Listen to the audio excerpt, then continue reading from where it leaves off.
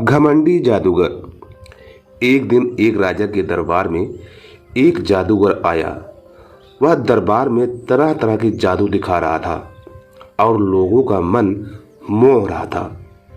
उसके जादू से दरबार के सभी लोग बहुत ही प्रसन्न हो रहे थे, लेकिन वह जादूगर बहुत ही घमंडी था। उसे अपने जादू पर बहुत ही ज्यादा घमंड था। वह दरबार में कह रहा था कि जादू कुछ नहीं होता, सिर्फ हाथों की सफाई का खेल होता है। क्या मुझे कोई पकड़ सकता है?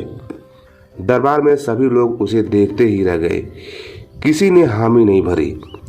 घमंडी जादूगर ने कहा, मैं एक बतख को उसके ऊपर चादर रखकर उसे अंडे में बदल दे रहा हूँ।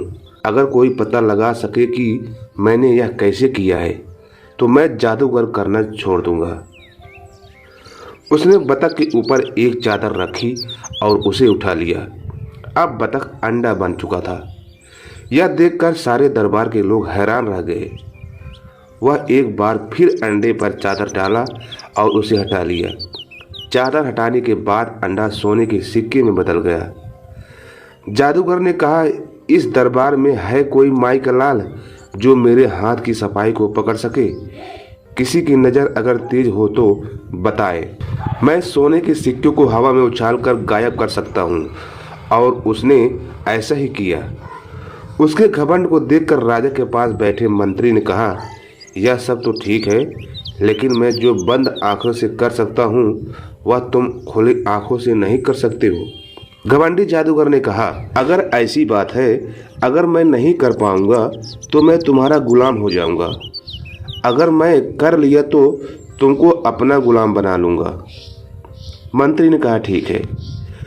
कुछ देर बाद मंत्री ने अपना आंख बंद करके उसके ऊपर मिर्चा का पाउडर डाल दिया, फिर अपनी आंख खोल दिया।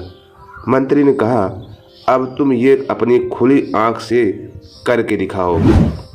जादूगर घबरा गया और सोचने लगा कि अगर मैं खुली आंखों में मिर्चा डालूंगा तो मेरी आंखें खराब हो जाएंगी, और अगर नहीं डाला तो मुझे महामंत्री का गुलाम बनना पड़ेगा।